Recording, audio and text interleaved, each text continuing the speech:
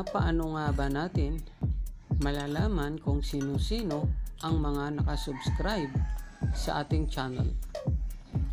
Okay guys, sa video na ito ay tatalakay natin yan. Kung ngayon ka pa at hindi ka pa nakasubscribe sa aking channel, please subscribe my channel. Start tayo. Piliin ang Google Chrome. Open it. Type natin ang youtube.com.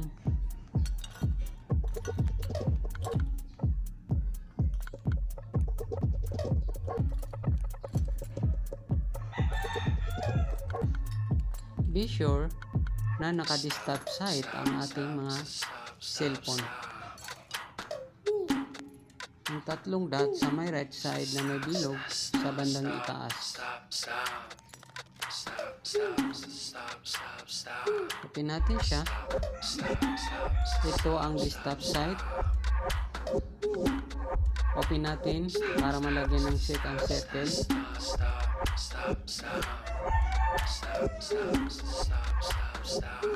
Okay. Piliin natin ang ating avatar or channel icon. Itong may bilog sa bandang itaas ng ating cellphone. Then, open it.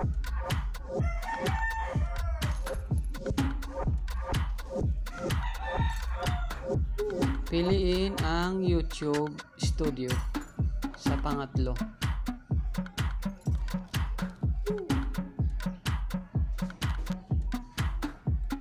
Then, open natin. Okay guys. Nandito po ang lahat ng record ng iyong channel.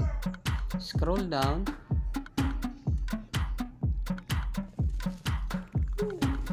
Dito guys.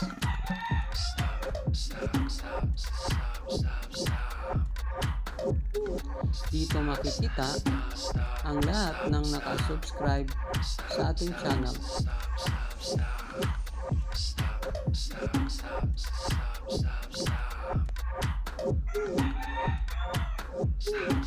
Open natin ang say all para makita natin silang lahat.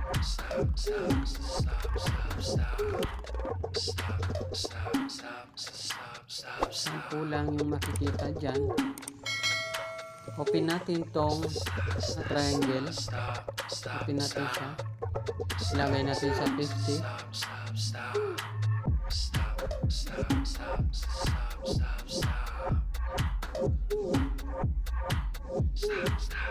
Ayan guys, yung mga channel. Nandito ang lahat ng pangalan or channel ng mga nakasubscribe sa ating channel. Dito sa bandang right side ay kung mapapansin nyo ay mayroong kulay blue at kulay black. Ito guys, ang mga kulay blue na yan ay hindi tayo nakasubscribe sa kanila.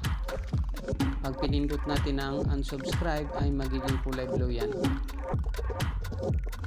Hindi tayo makakasubscribe sa kanila. Yan, yung mga kulay black na yan ay nakasubscribe tayo sa kanilang channel. Kaya ang mga kulay blue na yan ay bigyan natin ng oras at mag-subscribe din tayo sa kanila. Pero huwag natin madaliin. Mga 2 araw bago tayo pwedeng mag-subscribe at hindi natin pwedeng i-directang i-subscribe dito dahil malalagasan tayong parehas. Kailangan panoorin natin ang kanilang video na hindi bababa ng 1 minuto bago tayo mag-subscribe sa kanilang channel. Kung hindi, ay malalagas siya pati rin ang sa iyo. Okay guys, ganoon lang siya kadali maghanap kung sino ang mga naka-subscribe sa ating channel. Meron na akong payo sa inyo. Kung meron kayong mga kaibigan or kasundo na mag-subscribe sa iyo, at tiningnan mo sa yung dashboard at wala siya, ay meron akong magandang tip dyan. Guys, ang pinakamagandang gawin natin ay ipagdasal natin sila. Tandaan, lahat ng gagawin natin, mabuti man o masama, ay babalik din sa atin. So nangangahulugan na gumawa tayo ng mabuti para sa kanila at ibabalik sa atin ang kabutihan ginawa natin sa ating kapwa. Yun guys, ang pinaka the best na paraan. Kung doon sila masaya, ay nasa sa kanila na yun. Isipin na lang natin na 1 is lost, 4 million is coming. Yun guys. Sana ay nakatulong sa iyo ang video na ito, at kung hindi ka pa nakasubscribe sa aking channel, or please subscribe my channel at isali mo na rin ang notification bell para i-update kita sa susunod na mga upload natin. Muli, ito po ang inyong kaibigan, Yasin TV.